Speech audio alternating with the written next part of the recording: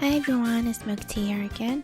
Today I am back with another Into Memory video. I personally really like making these videos, so I'll be trying to make more of them in the future.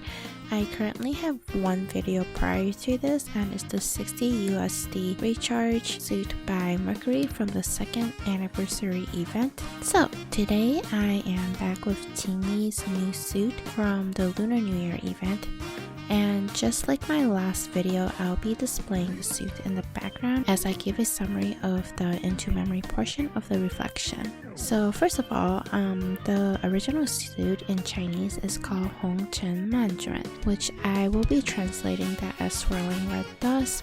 And Hong Chen literally means red dust, but it actually has two meanings. In ancient times, it could mean a flourishing city. And then the other meaning comes from Buddhism, and that could mean the world of the mortal. And I am guessing for this reflection, it is more about the second meaning, but maybe it's like a mix. I'm actually not really sure. Before I get started, there will be spoilers ahead. There is a character from volume 2 of the main story, so if you do not want any form of spoiler, please do not continue. With that out of the way, let's go ahead and get started. So part 1 will be a bit long, but it's pretty interesting. So let's go ahead and get started with that. So part 1. We start off at a rundown alley in the street of Yinjing, the cloud capital. Although Yinjing is the capital of the Cloud Empire and many people are rich there, where there is prosperity, there will always be poverty. Qinyi follows a path leading to a small tea house in the corner of the rundown alley. In his hand, he was holding a tabloid. The Never Fall troupe has become famous, and there has been many submissions from various playwrights lately. Recently, a published work called 福耀梦话 caught his attention. The story was about the adventure of a demon hunter that had many plot twists. 福耀梦话 was published in an unknown and small tabloid, but it was serialized into a 48-chapter story. The young demon hunter was born in a rich and famous family, but he despised how the world worked and left to do whatever he wanted. In his eyes, people, God, monsters were all the same and did not make a difference to him. One day, he met the tiger god, and the tiger god asked if he wanted to join him to defeat monsters together. The young demon hunter replied with a sarcastic smile and offended the tiger god. The two battled for 3 days and 3 nights, causing everything within a radius of 7 miles to turn into ruins. While the tiger god was recuperating from his battle, a flower demon came to the mortal world to wreak havoc, but the demon hunter ignored all of this. One day, the flower demon passed by a small building the demon hunter was temporarily living in and decided to play a harmless trick on him. Angered by this, the hunter and the flower demon began to fight each other.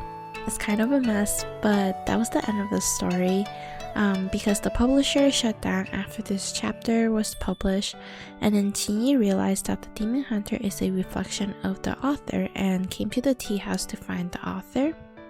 Going inside, Qinyi finds a young man surrounded by kids asking him about the ending of the story. The young man says that in the ending, as the demon hunter was about to kill the flower demon, a flash of white light struck both of them like a lightning, leaving no traces of either of them. The following morning, a man was resting by the river and saw a stream of red water. Following the source, he found something floating in the river, and it was an arm. So I'm guessing that means both the flower demon and the demon hunter has died. And then part 1 ends with Qinyi approaching this young man. And that was the end of part 1. It was a bit long since I had to tell the entire story of the demon hunter. But part 2 will be a lot shorter. So let's go to part 2 now. The young man in front is named Yan, and I honestly love him so much. I really hope we'll see more of him soon. I love his personality and he's so funny.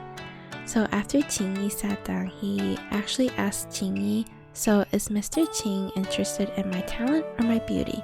But in terms of appearance, I am nothing in the presence of Mr. Qing, so it must be for my talent." And I love so much of that part. Honestly, no one can beat Qinyi's beauty and shiny Nikki. We're nothing but a potato in his presence. Anyways, so Qinyi proceeds to convince Yuanyang to join the Neverfall troupe as their playwright because he is curious about the ending. He then brings Yuanyang back to the Neverfall troupe.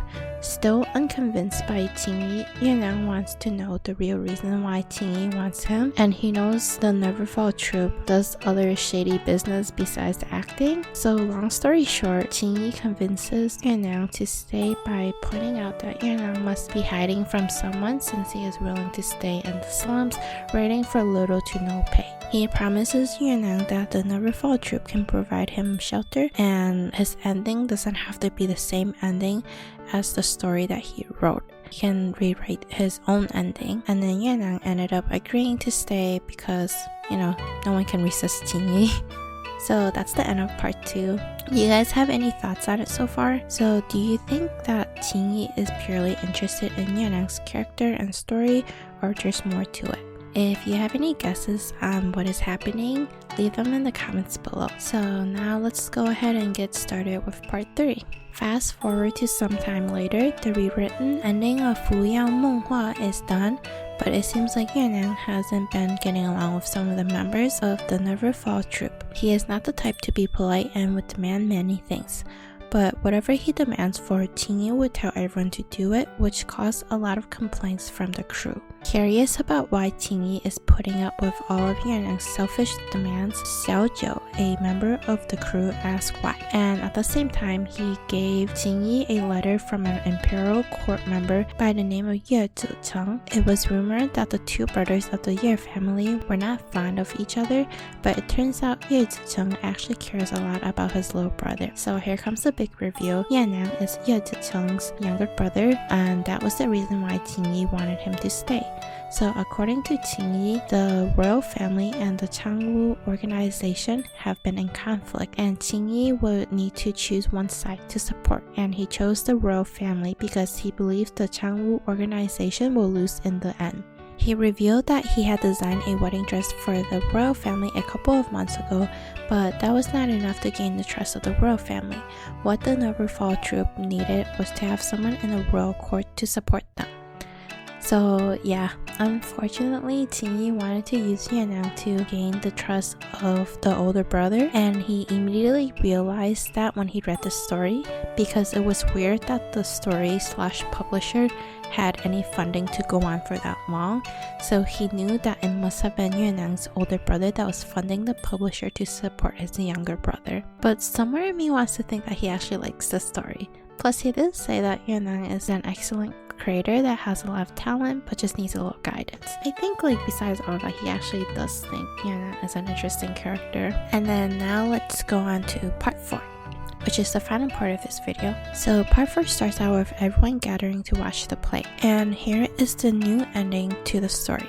In the middle of the night, the tiger god and the demon hunter found the flower demon to defeat her together. The tiger and demon flower began to fight each other, but the demon hunter attacked both of them, causing both the tiger god and the flower demon to fight back. The demon hunter used the tiger god to weaken the flower demon's powers so he can defeat the both of them.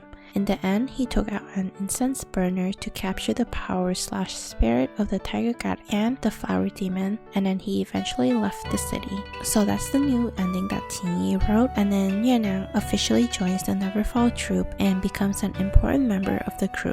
Qinyi reviews he disclosed some information about the Changwu organization to the royal family, but with the support of the royal family now, he did not have to worry about them taking revenge. And that's the end of the story. So what did you guys think of it? I personally really like Yuanyang, so I was really happy to learn more about him, and I actually think it's so cute that his brother cares about him so much. And maybe one day we'll get to see what he looks like and get a designer's reflection of him. Anyways, I hope everyone enjoyed this. If you have any questions, comments, or thoughts on this, please feel free to leave a comment down below. Thank you so much for watching as usual, and I hope everyone will have a great week. Take care and bye!